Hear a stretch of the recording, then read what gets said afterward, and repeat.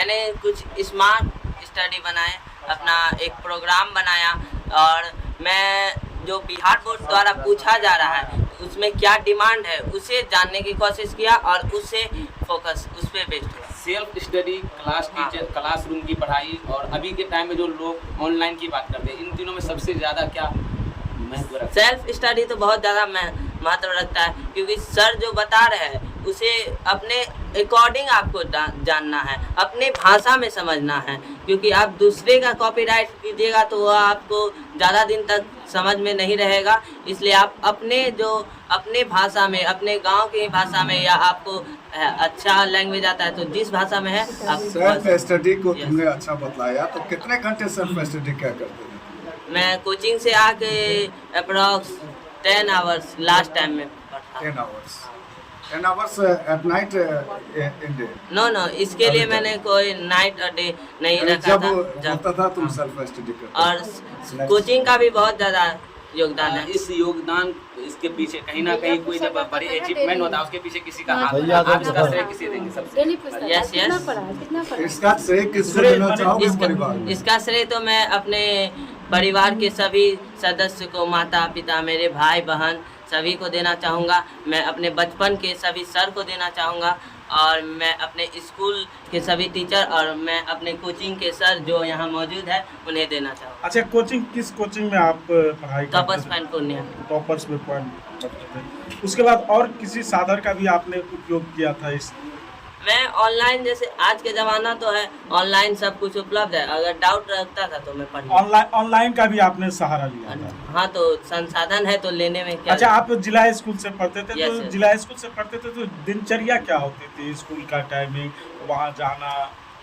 मैं daily base पे school जाया करता था और रोज़ मैं 9 o'clock में सुबह मॉर्निंग टाइम में निकलता था और 4 बजे वहाँ स्कूल से आया करता था और कभी कभी 3 बजे भी आया। अच्छा, कुछ एम वगैरह आपने तैयार करा है किससे? हम 10th करने के बाद, तो 10th तो आपने कर लिया, Yes. उसके बाद आपको क्या करना है? किस फील्ड में आपको आगे बढ़ना है? आगे मुझे एनडीए की तैयारी करनी है और देश का सेवा करनी है। अच्छा, एनडीए ही क्यों आपने चुना है? कोई यूपीएससी चुन लेता है, कोई डॉक्टर बनना चाहता है, कोई इंजीनियर बनना चाहता है, लेकिन आपने तो देश सेवा के लिए एनडीए को चुना है। आखिर इसके पीछे जो है क्या आपका एस्ट्रोलॉजी है, क्या थॉट है?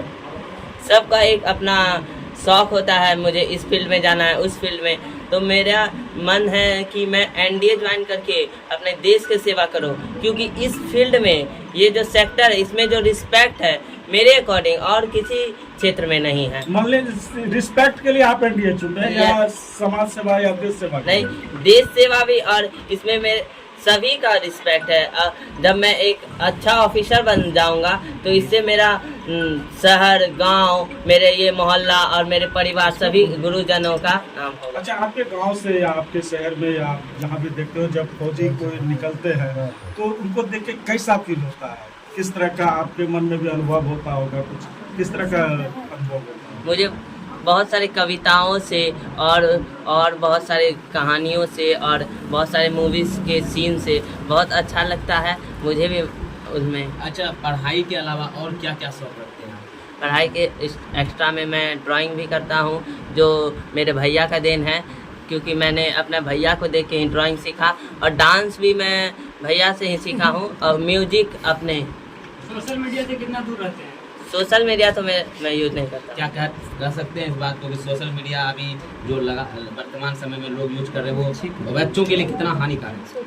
नहीं, यदि आप सही डायरेक्शन में कर सकते हैं तो यूज करें, लेकिन यह भी बात है कि आज के ज़माना में ये सोशल मीडिया को सही यूज करना बहुत के लिए यह पॉसिबल नहीं है, इसलिए आप उससे बचें। आप ये बताइए कि आप पूरे बिहार में और पूरे देश में नाम रोशन किए। यस। तो आप अपने से छोटे बच्चों को क्या गाइडलाइंस देना चाहेंगे?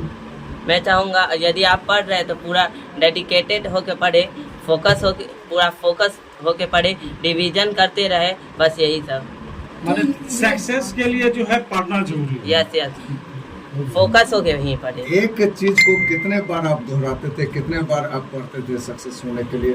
जब तक वो मुझे अपने माइंड में सेटअप नहीं हो जाता था तब तक मैं उसे किसी भी बुक से पढ़ा करता था। बुक से नहीं हुआ तो मैं नोट्स में पढ़ा, और नहीं तो भैया से पूछा या सर से पूछ लिया, और तब मुझे इतना करने पे समझ आया। उसे याद रखना। साइंस और मैथ को पे आपने कैसे पकड़ बनाया? जब साइंस और मैथ आपके लिए बहुत ही हार्ड सिलेबस था, तो उस पे पकड़ कैसे बनाई? नहीं, बचपन से ही मैथ तो पापा पढ़ाया करते थे और इंग्लिश भी, और बचपन से ही मुझे मैथ अच्छा लगता था और मुझे मैथ के कॉन्सेप्ट आसानी से समझ में आ जाता क्या था। एम लेके चले थे आप? कितना नंबर लाने का सोच के रखे थे आप जो 489 आया? मैं सोचा तो था कि 490 के अप्रॉक्स लाने, जिससे मेरा 98% आए, लेकिन इतना तक आया, बहुत अच्छा आपका लगा। साइंस में 100 में 100 यस, 100 आउट ऑफ 100। तो उसमें कितना मेहनत करते थे आप? साइंस तो मेरा अच्छा था, इसलिए मैं जिस सब्जेक्ट में मैं अच्छा था उसमें थोड़ा कम मेहनत किया करता था। जिसमें वीक था, जैसे मैं संस्कृत में, तो उसमें एक्स्ट्रा एडवांस मेहनत। टॉप होने के लिए ये बताइए कि रट्टा मारना जरूरी है या फिर कॉन्सेप्ट क्लियर नहीं, करना जरूरी है? रट्टा मार के तो आप टॉप अगर हो भी गए बाय चांस, लेकिन आप फिर बाद में आगे ज़िंदगी में कुछ नहीं कर सकते, क्योंकि रटा हुआ ज्ञान आगे भूल सकते हैं आप।